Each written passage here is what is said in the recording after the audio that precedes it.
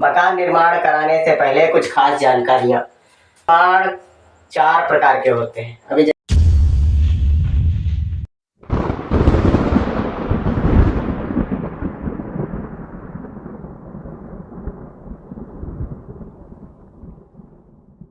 तो हेलो दोस्तों, नमस्कार। मैं हूं आपका दोस्त SKR और आप आ चुके हैं हमारे अपने YouTube चैनल विश्वमिनी टेक पर, यानी विश्वकर्मा सुंदर भवन निर्माण टेक पर।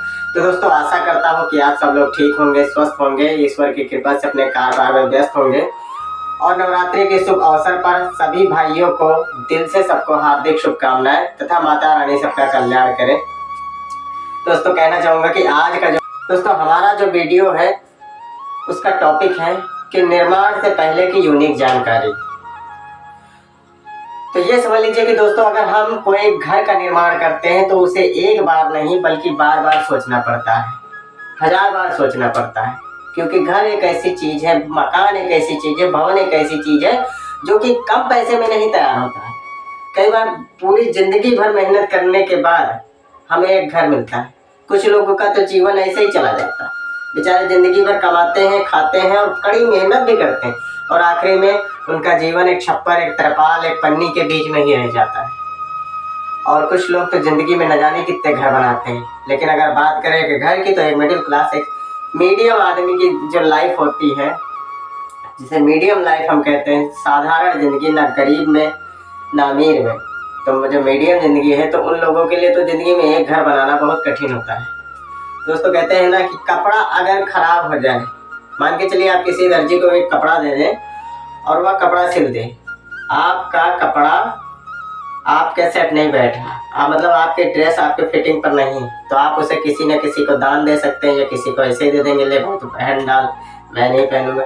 लेकिन मकान एक ऐसी चीज है जो आप एक बार बनवा तो लेते हैं किसी तरह से मेहनत करके, लेकिन आप क्योंकि मकान दान करना कोई आसान बात नहीं है, ये सिर्फ राज्य सरकार ही कर सकती है, और सरकार, केंद्र सरकार ही मकान दान कर सकते हैं। बाकी एक आम आदमी की बस की बात नहीं जो मकान।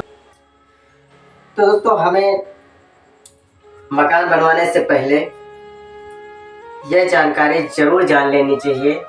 यदि हम मकान का निर्माण कराएंगे तो किस प्रकार कराएंगे। तो सबसे पहले तो आपको इसका निश्चय करना है, ये पक्का कर लेना है कि मकान हमें निर्माण कैसे कराना है। क्योंकि मकान निर्माण कराने के 4 ऑप्शन होते हैं, जिसमें कि आपको मैं बता देता हूँ थोड़ा ब्लैक बोर्ड पर दर्शा के, जिससे कि आपको थोड़ा अच्छी तरह से समझ आ जाएगा। जैसे कि मकान निर्माण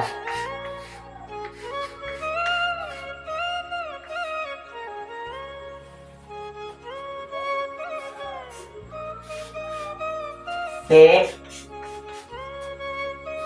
पहले की यूनिक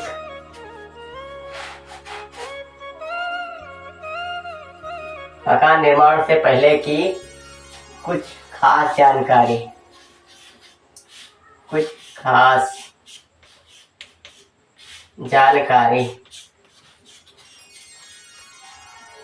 जानकारियाँ। तो आप देख सकते हैं दोस्तों, मकान निर्माण कराने से पहले की कुछ खास जानकारियाँ। दोस्तों, ये जानकारियाँ हमारे लिए इतना इम्पोर्टेंट है, इतनी ज़रूरी है कि इन्हें हमें एक बार ज़रूर सोच लेना चाहिए कि हम यदि मकान निर्माण कराने जा रहे हैं तो हमें क्या करना चाहिए। दोस्तों, मैं पूरा का पूरा आपको ब्लैक बोर्ड पर समझाता हूँ, जिससे कि आपको समझने में कोई दिक्कत ना हो। तो दोस्तों, आप देख सकते हैं कि मैंने ब्लैक बोर्ड पर पूरा का पूरा दर्शा दिया है क्या क्या हमें कैसे कैसे करना चाहिए, और पूरी अच्छी तरह से दर्शा दिया है, आप पढ़ सकते हैं। और मैं आपको बता भी देता हूँ, समझा भी देता हूँ कि इसमें क्या लिखा है, मैंने किस प्रकार लिखा है और क्यों लिखा है। दोस्तों, हमने शीर्षक में लिखा था कुछ खास जानकारियाँ, मकान निर्माण कराने से पहले कुछ खास जानकारियाँ। दोस्तों, खास जानकारियाँ के आधार पर हमने नीचे शीर्षक पर डाल दिया है निर्माण 4 प्रकार के होते हैं। अभी जैसे कि मैंने पहले बताया आपको कि निर्माण 4 प्रकार के होते हैं और 4 तरह से ही निर्माण किए जाते हैं। दोस्तों, पहला निर्माण हमारा जो है जाता है इंजीनियर के थ्रू। तो आप देख सकते हैं नंबर 1 पर हमने नंबर 1 पर जो डाला है पहला निर्माण कार्य इंजीनियर के द्वारा होता है।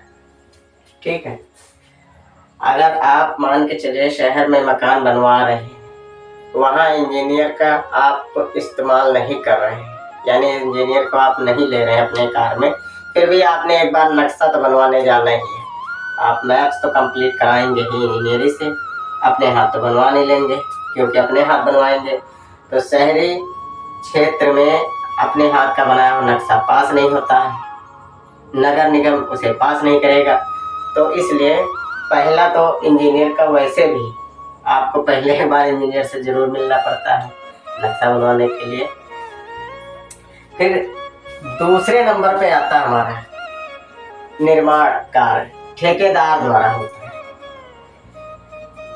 जो ठेकेदार होते हैं तो वो अपने सिर्फ घर बनाने का काम करते हैं, उनको नक्शे से मतलब नहीं है, और नक्शा ऐसे टेम्परेरी बना भी लेते हैं जिसे मान के चलिए कोई ग्रामीण क्षेत्र में है या जहाँ पर नक्शे की आवश्यकता नहीं है, तो वहाँ पर ठेकेदार कहते हैं चलो हम अपनी मर्जी से नक्शा बना देते हैं और उसी के हिसाब से काम कर लिया जाएगा।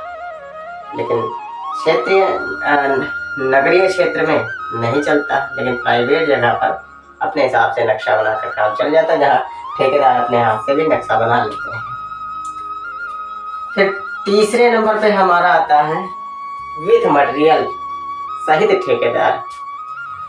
जो विथ मटेरियल सहित ठेकेदार होता है, तो इसमें दोस्तों मैं बता दूं आपको कि ये जो ठेकेदार होते हैं ये आपसे मटेरियल सहित ठेका लेते हैं, मतलब आपको मटेरियल की भी जरूरत नहीं, आपको मटेरियल के लिए मटेरियल की आपको ज़रूरत ही नहीं, आप सिर्फ इनको पैसा दीजिए बस। इनको जो स्क्वायर फीट लेते होंगे उस हिसाब से इनको पैसा दे दीजिए, आपको मटेरियल की ज़रूरत नहीं है। आपको ये घर बनाकर ताला मार कर चाबी आपके हाथ में दे देंगे और आप इनको पैसा देते रहिए, इनका हिसाब क्लियर कर दीजिए, बात खत्म। तो ये विथ मटेरियल वाले हैं। अब हम बात करते हैं जो चौथा हमारा निर्माण कार्य है वह प्राइवेट निर्माण कार्य है, यानी अपना निजी निर्माण कार्य। तो निजी निर्माण कार्य हमारा क्या है, राजमिस्त्री व मजदूर द्वारा जो निर्माण कार्य होता है, तो यह दोस्तों अपना निजी निर्माण कार्य होता है, इसको हम प्राइवेट वर्क कह सकते हैं। तो दोस्तों ये जो हमारा निजी कार्य है ये आप अपनी मर्जी से करा सकते हैं, इसमें कोई हेडेक नहीं, कोई टेंशन नहीं। अगर आप शहरी क्षेत्र में कार्य करा रहे हैं तो उसके लिए आप इंजीनियर के थ्रू नक्शा बनवा लें और राजमिस्त्री के द्वारा करवा लें। बस इतना फर्क है कि अगर आप इंजीनियर के द्वारा कार्य करवाते हैं तो इसमें कुछ पैसा आपको एडवांस मान के चलिए देना पड़ता है, लगभग में मेरे ख्याल से, मुझे क्लियर तो पता है, लेकिन लगभग 50% शायद कुछ एडवांस होता है और 50% घर बनने के बाद कुछ इंजीनियर है साथ साथ भी लेते रहते हैं, और जैसा मतलब आपका सिस्टम बन जाए। और फिर दूसरी बात जब ठेकेदार के बात पर जाते हैं तो ठेकेदार 4 शिफ्ट 5 शिफ्ट में पैसा आपसे लेते हैं। जैसे कि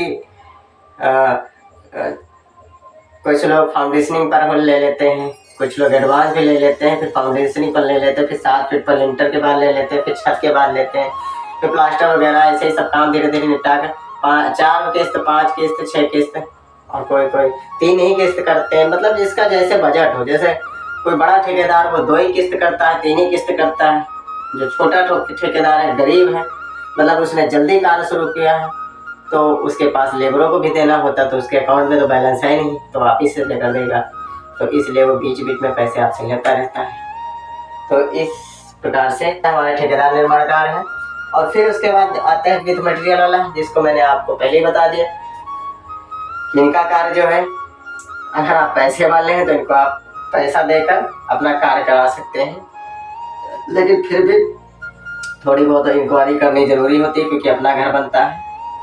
तो आप एक बार जाकर दिन भर में या 2 दिन में 3 दिन में जाकर एक बार देखें वहाँ की पोजीशन कैसे क्या चल रहा है। बाकी आपको किसी से कुछ कहना नहीं है, लेकिन आप देखेंगे तो हमारा मकान कैसा बन रहा है। अगर कहीं मिस्टेक लग रही होगी तो आप टोक सकते हैं, कह सकते हैं इससे सही कहा, इससे गलत है, ठीक है सर। फिर उसके बाद में हम जो राजमिस्त्री अपने प्राइवेट काम करते हैं, निजी काम करते हैं, तो उनमें क्या है कि कई बार हमें अच्छे कारीगर मिल जाते हैं, कई बार अच्छे नहीं मिल पाते हैं।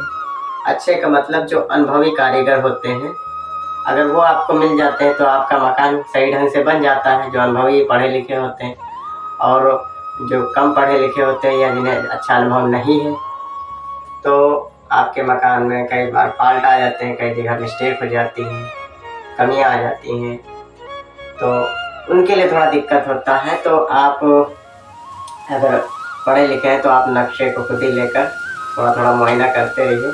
फिलहाल अगर हम बात करें वर्क वाली, तो अगर आप मान के चलिए कि एक साधारण आदमी है, अपना घर बनवाना चाहते हैं और ज़्यादा खर्चा आपके पास नहीं है, पैसा नहीं है, तो मेरी तो सलाह यही है कि आप राजमिस्त्री द्वारा काम कराइए, मजदूरों के द्वारा काम कराइए। क्योंकि मजदूर और राजमिस्त्री एक ऐसे होते हैं कि अगर कारीगर आपको ईमानदार, मेहनती, ज्ञानी, अच्छा समझदार, पढ़ा लिखा, अच्छा तजुर्बे वाला अगर कारीगर मिल जाए तो आपको बहुत पैसा बचा देते हैं। और आप मेहनत से काम कर दें तो आपको बहुत लाभ मिल जाता है। आपका मकान बहुत बढ़िया तैयार कर देगा, कोई दिक्कत ही नहीं है। आप पढ़े लिखे हो या ना हो, आपको मैथ लिखने आता हो या ना आता हो, कोई दिक्कत नहीं। लेकिन अगर मान लीजिए कोई नहीं अनुभवी है, किसी को नहीं पता है उतना ज़्यादा, तो दिक्कत मान लीजिए हो सकती है। क्योंकि जैसे मान के चलिए हम ही को तैरना नहीं आता, अगर हम पानी में कूद गए तो दिक्कत है। हम तालाब में तैर लेते हैं, अगर मान के चलिए हम नदी में कूद जाए या समंदर में कूद जाए तो हम थोड़ी ना तैर पाएंगे। तो यही चीज़ है कि कोई भी कार्य हो, छोटे से बड़ा होता है, बड़े से छोटा नहीं। इसलिए